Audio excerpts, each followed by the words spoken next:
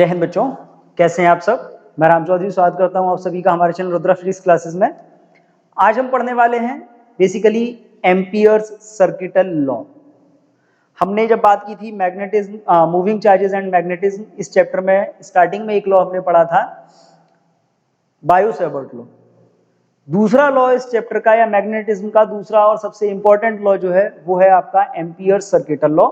जैसे हमने electric field में पढ़ा था, पहले हमने कूलाम्स लॉ को पढ़ा था, फिर हमने बाद में पढ़ा था गॉस लॉ। जिस टाइप से गॉस लॉ था वैसे ही अलग अलग टाइप के करंट कैरिंग सर्किट्स के लिए या अलग अलग टाइप के करंट कैरिंग कंडक्टर्स के मैग्नेटिक फील्ड को फाइंड करने के लिए जो लॉ हम यूज करते हैं that is called ampere circuital law. Ampere circuital law तो आज हम पढ़ेंगे ही, साथ ही साथ हम इसके दो बेसिक एप्लीकेशंस भी पढ़ेंगे to find the magnetic field produced by a current carrying conductor और magnetic field produced by a current carrying wire, दोनों के लिए। क्लियर है? चलिए देर ना करते हुए स्टार्ट करते हैं एम्पियर्स सर्किटल लॉ। अब देखिए एम्पियर्स सर्किटल लॉ है क्या।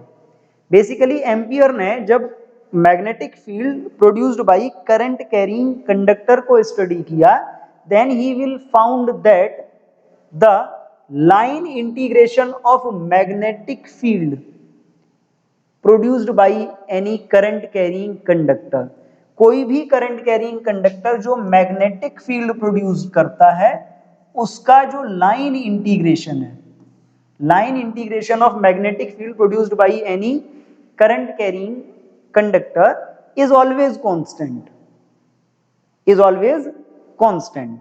ये जो होता है बी डॉट डी एल होता है किसी भी क्लोज लूप के लिए वो हमेशा कैसा होता है, कांस्टेंट होता है। Line integration of magnetic field for a closed loop produced by any current carrying conductor, कोई भी करंट कैरिंग कंडक्टर जो मैग्नेटिक फील्ड प्रोड्यूस करता है उस मैग्नेटिक फील्ड का एक क्लोज्ड लूप के लिए जो लाइन इंटीग्रेशन होगा वो हमेशा कैसा रहेगा, कांस्टेंट रहेगा।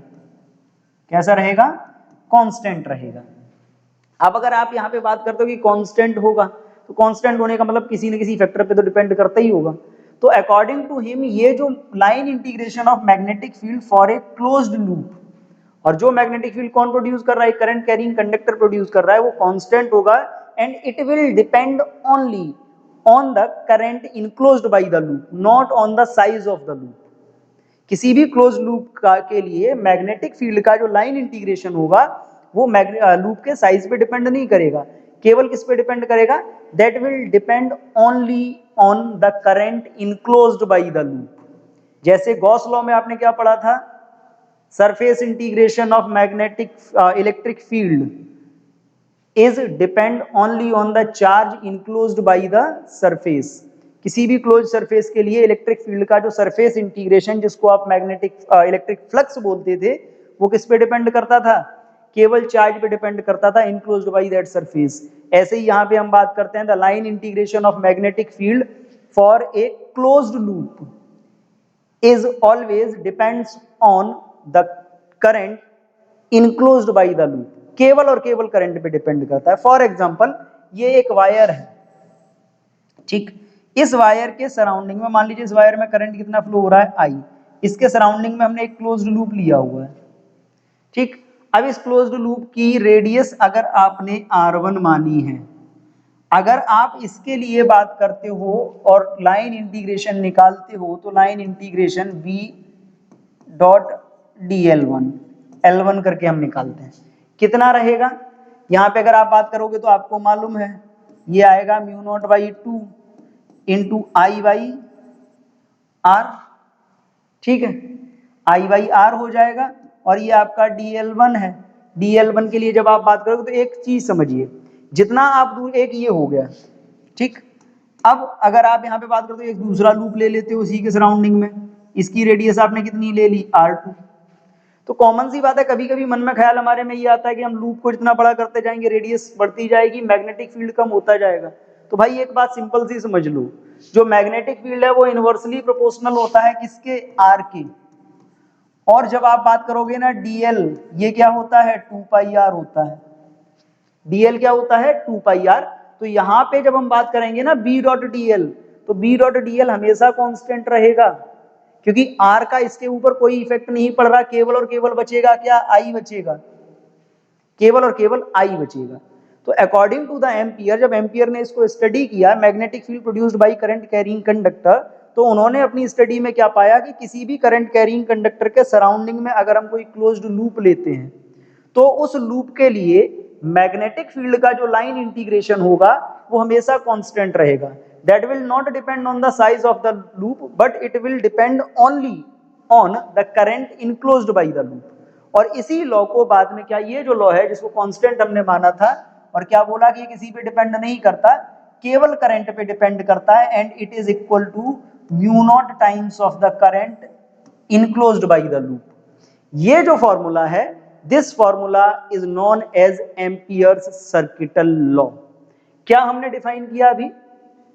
The line integral of magnetic field around any closed path in vacuum और air is equal to mu naught times to the total current enclosed by the path. किसी भी क्लोज्ड पाथ के लिए जब हम मैग्नेटिक फील्ड के line integration की बात करते हैं तो मैग्नेटिक फील्ड का जो लाइन इंटीग्रेशन होता है that is mu naught times to the total current enclosed by that path. यानी कि अगर हम एक वायर ले रखे हैं, सपोज हमारे पास एक वायर है, ये एक वायर है और इस वायर में करंट फ्लो हो रहा है I, और इस वायर के सराउंडिंग में अगर हमने कोई भी, इस वायर के सराउंडिंग में अगर हमने कोई भी लूप ले रखा है, यानी कि अगर हम एक लूप ले लें, पहले लूप को बना लेते हैं, ये एक लूप है, ठीक। इस लूप की जो रेडियस है कितनी है, R है, R रेडियस का ये लूप है, और इस लूप से क्या है, एक वायर हमने पास किया हुआ है, इस वायर में कितना करंट है I। अगर इस वायर के सराउंडिंग में हमने ये लूप माना हुआ है R रेडियस का, तो इस लूप या इस क्लोज्ड पाथ के लिए मैग्नेटिक फील्ड का जो लाइन इंटीग्रेशन होगा, line integral of magnetic field is always mu naught times to the total current enclosed by the loop. ये रेडियस पे या अदर फैक्टर्स पे डिपेंड नहीं करता, केवल और केवल किस पे डिपेंड करेगा, करंट पे डिपेंड करेगा। अब बात ये आती है कि मैंने तो ये बोल दिया, बट हम इसको प्रूफ कैसे करेंगे? तो प्रूफ करने के लिए देखो एक बहुत कॉमन सा तरीका है, हम प्रूफ इसको कैसे कर सकते हैं, ठीक। टेक एन एलिमेंट, यह हम बात करते हैं कि हमने एक वायर लिया है, इस वायर के सराउंडिंग में हमने क्या किया है, हमने इसके सराउंडिंग में एक लूप माना है that is of radius R। मान लीजिए इस लूप का एक छोटा सा एलिमेंट हमने यहाँ पे ले लिया, ये एक एलिमेंट है, इस एलिमेंट की लेंथ कितनी है dl, ठीक। तो अगर हम इस एलिमेंट पे बात करते हैं, magnetic field of wire eight element, ये जो एलिमेंट हमने लिया है dl, यहाँ पे मैग्नेटिक फील्ड कितना होगा वायर का, तो आपने क्या पढ़ रखा है, आपने पढ़ रखा है कि जो dB होता है, या सिंपली dB तो नहीं बात, ये हाँ मैग्नेटिक फील्ड अगर हम बात करेंगे तो B इज इक्वल क्या होगा, mu naught upon 2 into I/R, ठीक। ये तो मैग्नेटिक फील्ड यहाँ पे आ गया, किस पॉइंट पे आ गया, इस पॉइंट पे जहां पे हमने इसका एलिमेंट ले रखा है। अब अगर हम इसी पॉइंट पे बात करें ना हो, इस पॉइंट के लिए अगर हम बात करते हैं integration of B vector dot DL vector, तो देखो B vector dot DL vector की बात करेंगे तो ये होगा क्या, integration B into DL cos theta, ठीक। बी वेक्टर डॉट डीएल था तो ये क्या हो जाएगा, B into DL cos theta.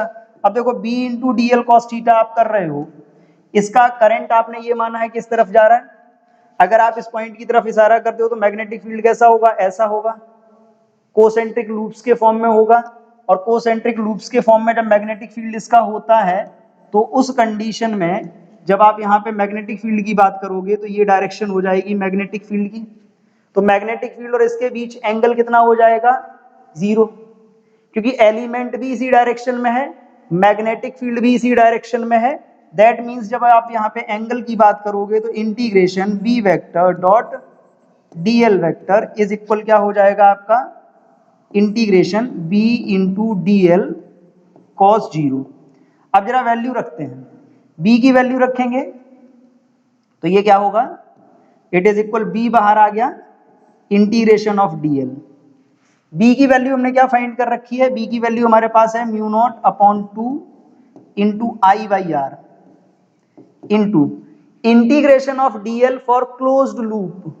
अब इस क्लोज्ड लूप के लिए आप डीएल का इंटीग्रेशन करोगे तो ये क्या हो जाएगा, इट बिकम्स 2 पाई आर, ठीक है, म्यू नॉट अपॉन 2, ठीक।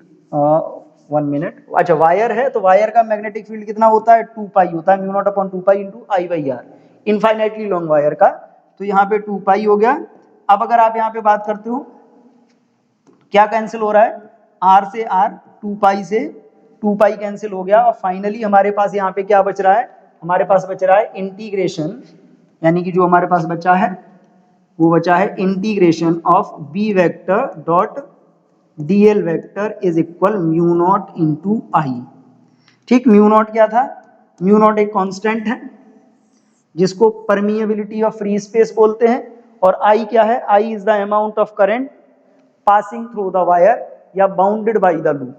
तो सिंपली किसी भी करंट कैरिंग कंडक्टर के सराउंडिंग में जब भी हम कोई क्लोज्ड लूप लेते हैं, क्लोज्ड पाथ लेते हैं, then the amount of then the line integration of magnetic field over that closed loop is always mu naught times to the current passing through the loop या bounded by the loop। Current depend करता है केवल, sorry magnetic field का जो line integration है वो depend करता है केवल किस पे, करंट पे, ना कि लूप के साइज पे। क्लियर है? अब ये तो आ गया एम्पियर सर्किटल लॉ। अब इसी एम्पियर सर्किटल लॉ को अप्लाई करके हम अलग अलग टाइप के करंट कैरिंग कंडक्टर्स के लिए मैग्नेटिक फील्ड को फाइंड करेंगे, और कई बार बोर्ड एग्जाम में इससे रिलेटेड क्वेश्चन भी आते हैं, कई एप्लीकेशंस इसके पूछे जाते हैं। हम स्टार्ट करते हैं फर्स्ट एप्लीकेशन से। फर्स्ट एप्लीकेशन है हमारा magnetic field due to a current carrying cylindrical conductor. अब इस सिलिंड्रिकल कंडक्टर में भी हम कौन सा केस लेते हैं, हम केस ले लेते हैं सॉलिड का। कैसा केस ले लेते हैं, सॉलिड का। ठीक, अगर ये सॉलिड कंडक्टर है तो सॉलिड कंडक्टर के लिए हम मैग्नेटिक फील्ड को फाइंड करेंगे। अब यहां पे देखो, सपोज हमारे पास एक कंडक्टर है, इस टाइप से हमने एक कंडक्टर लिया हुआ है, ये है इस टाइप से एक कंडक्टर है,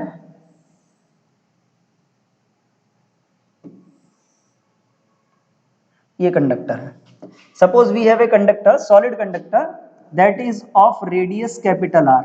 इस कंडक्टर की रेडियस कितनी है, capital R, and the amount of current passing through this conductor is I. कितना करंट पास हो रहा है इसमें, आई करंट पास हो रहा है। अब देखिए, अकॉर्डिंग टू द ऑस्टर्ड एक्सपेरिमेंट या ऑस्टर्ड theory, we know whenever current is passed through this cylinder या passed through this conductor, it will produce magnetic field or it will behave like a magnet। but in case of this conductor, ये thick है conductor, in case of this conductor it will produce magnetic field around it, that means outside it as well as inside also। ये magnet की तरह behave करेगा और क्या करेगा, magnetic field produce करेगा। और जब हम उस मैग्नेटिक फील्ड की बात करेंगे तो वो मैग्नेटिक फील्ड केवल बाहर नहीं होगा, अंदर भी होगा। अब जब बात हम अंदर के मैग्नेटिक फील्ड की करते हैं तो उसके लिए हमको कई फैक्टर्स, पैरामीटर्स यहाँ पे यूज करने पड़ेंगे, हमें वही करना है, टास्क भी हमारा वही है।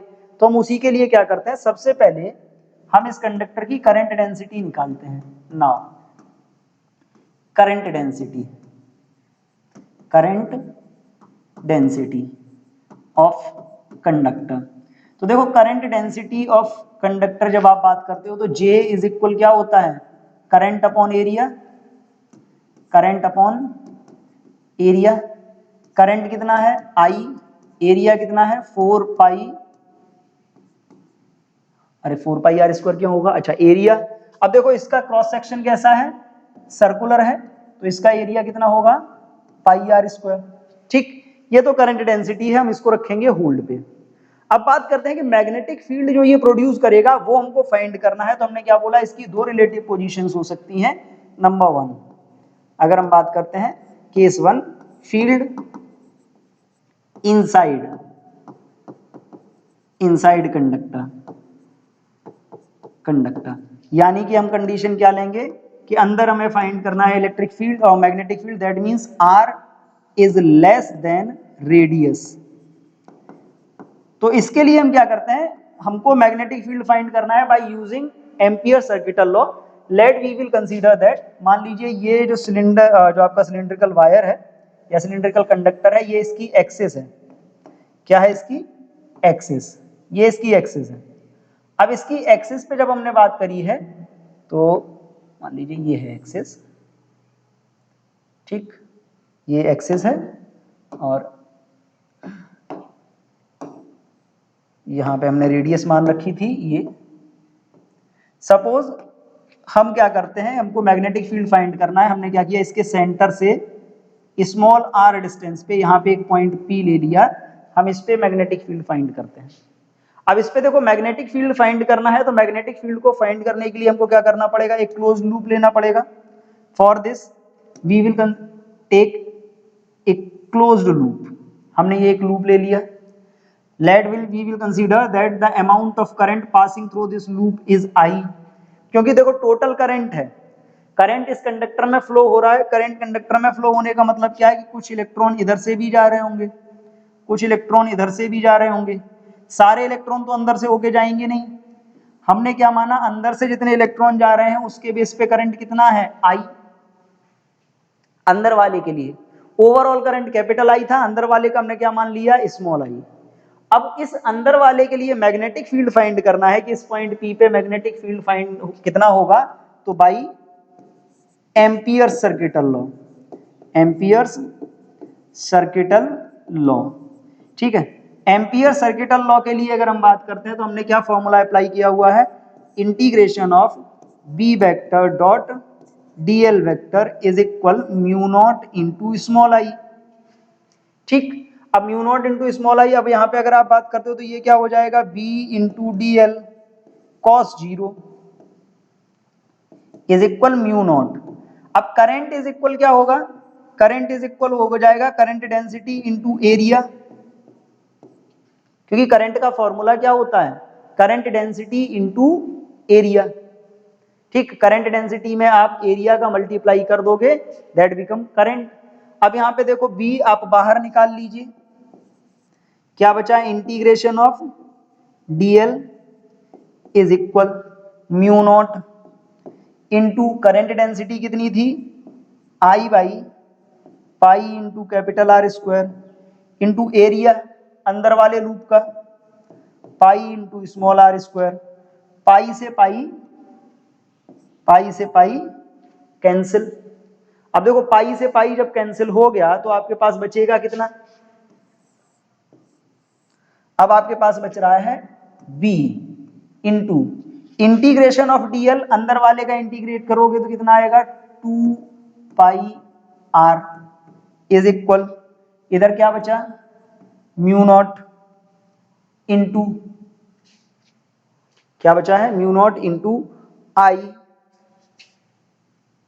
आई into small r square by capital R square. अब देखो इधर वाला एक स्मॉल आर है, इससे इसका स्क्वायर कैंसिल हो जाएगा, then we will find b is equal mu not by 2 pi I by capital R square into small R, ठीक।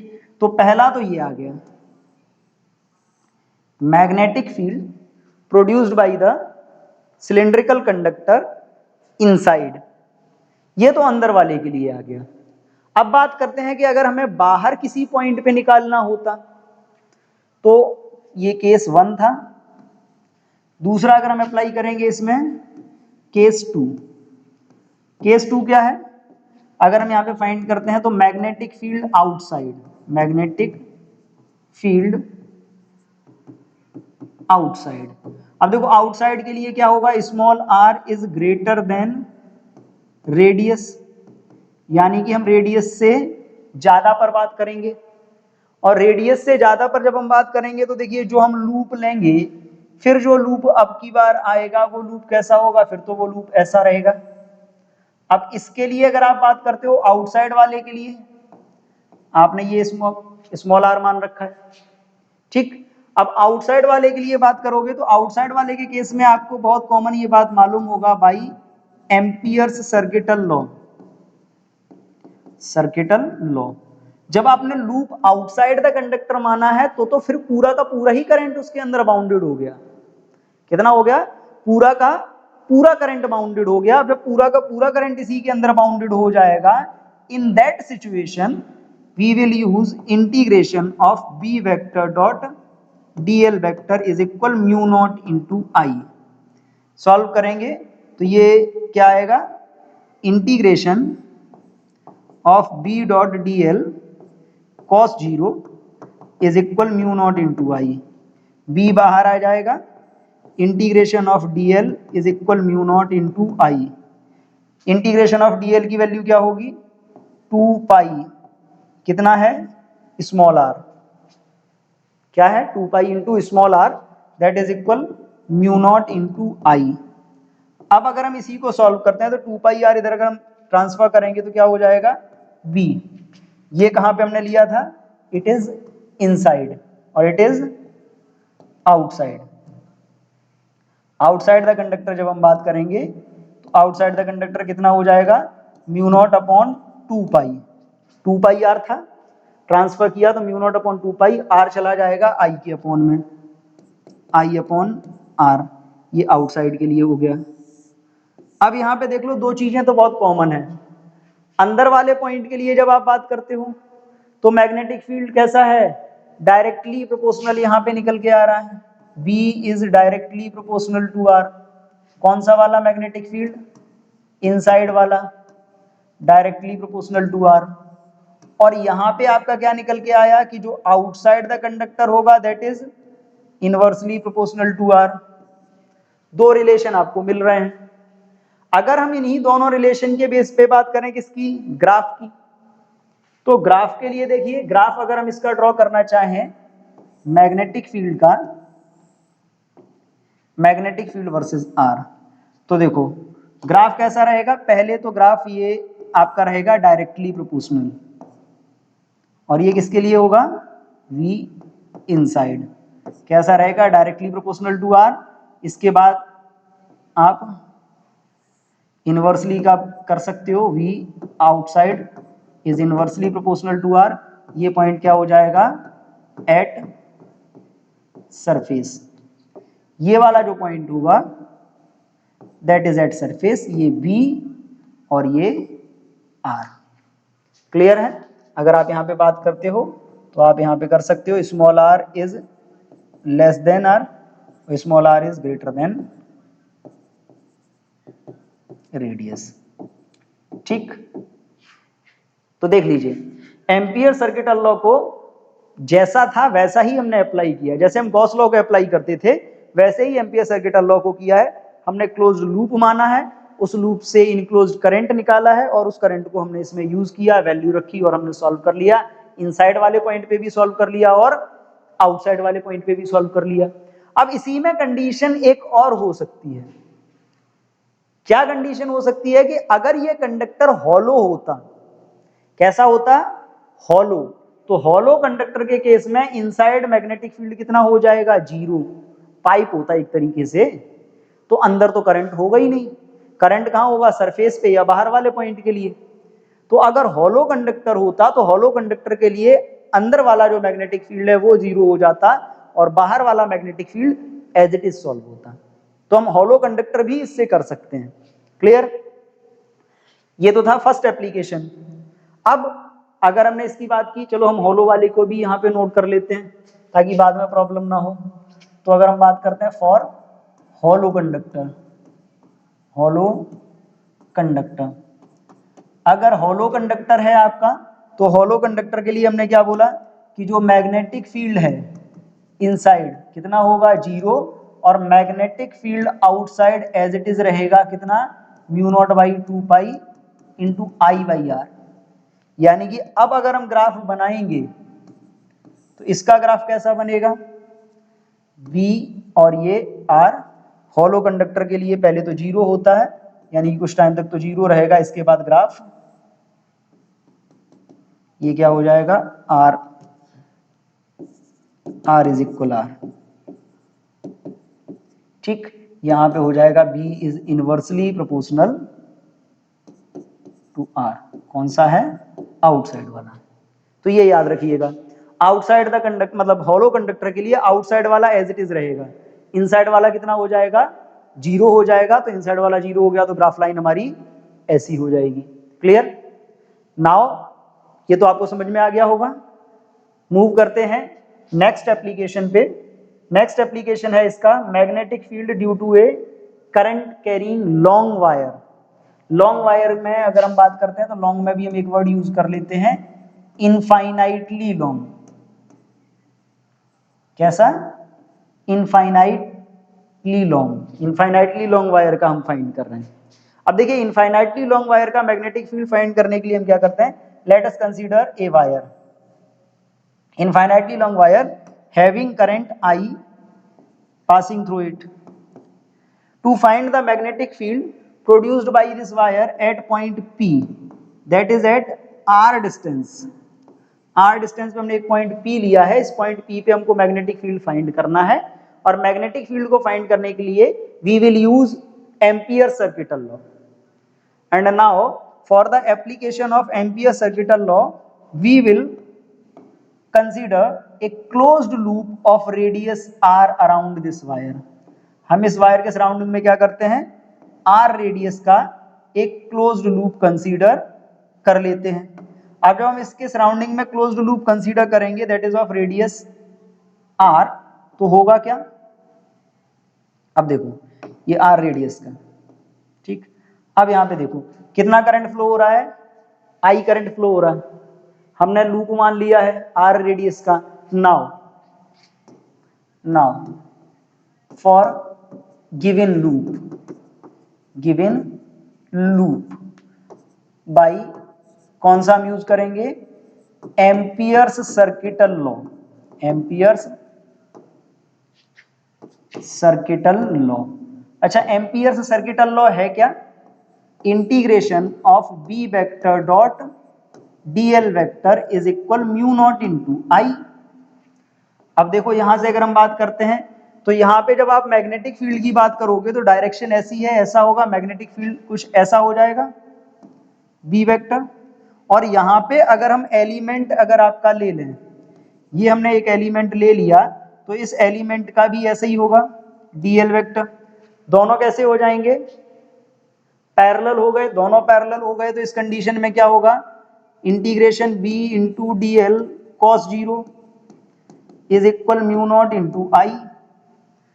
कॉस 0 की वैल्यू 1 होती है, बी बाहर आ जाएगा, integration of D L is equal mu not into I. ठीक, integration of D L की value रखेंगे तो इंटीग्रेशन ऑफ डी एल यानी कि हो जाएगा आपका 2 पाई आर, क्योंकि लूप का क्लोज इंटीग्रेशन कितना होगा 2 pi r is equal mu not into I. इसको ट्रांसफर कर लो तो b इज इक्वल क्या हो जाएगा, mu not upon 2 pi into I by r. आ गया। तो सिंपली हमको करना क्या है कि जैसा गॉस लॉ में हम करते थे ठीक वैसे ही करना है। आपको जो दिया है, हमने चार्ज सिस्टम वायर कंसीडर किया, वायर के सराउंडिंग में एक पॉइंट P माना जहां पे हमको मैग्नेटिक फील्ड फाइंड करना था एट r डिस्टेंस। तो हमने क्या किया, r डिस्टेंस का, r रेडियस का एक क्लोज लूप मान लिया। इस लूप के लिए हमने मैग्नेटिक फील्ड का लाइन इंटीग्रेशन फाइंड किया by using Ampere circuital law. तो हमको मिल गया b is equal mu not upon 2 pi into I by R. Clear है? तो एम्पियर सर्किटल लॉ के एप्लीकेशंस बहुत इजी हैं। इसके अलावा अगर हम बात करें तो वायर के अलावा एम्पियर सर्किटल लॉ को हम यूज करते हैं to find the magnetic field of solenoid, to find the magnetic field of toroid. इन एप्लीकेशंस के बारे में हम बात करेंगे नेक्स्ट वीडियो में। आज हम इतना ही रखेंगे, मिलते हैं नेक्स्ट वीडियो में नेक्स्ट टॉपिक के साथ। तब तक के लिए थैंक यू एंड जय हिंद। और चलते चलते एक बार फिर से ये जो आपको पढ़ाया जा रहा है इसके जो नोट्स हैं वो आप दिए गए वीडियो के डिस्क्रिप्शन में जाके लिंक से डाउनलोड कर सकते हैं। Okay, now it's over, thank you.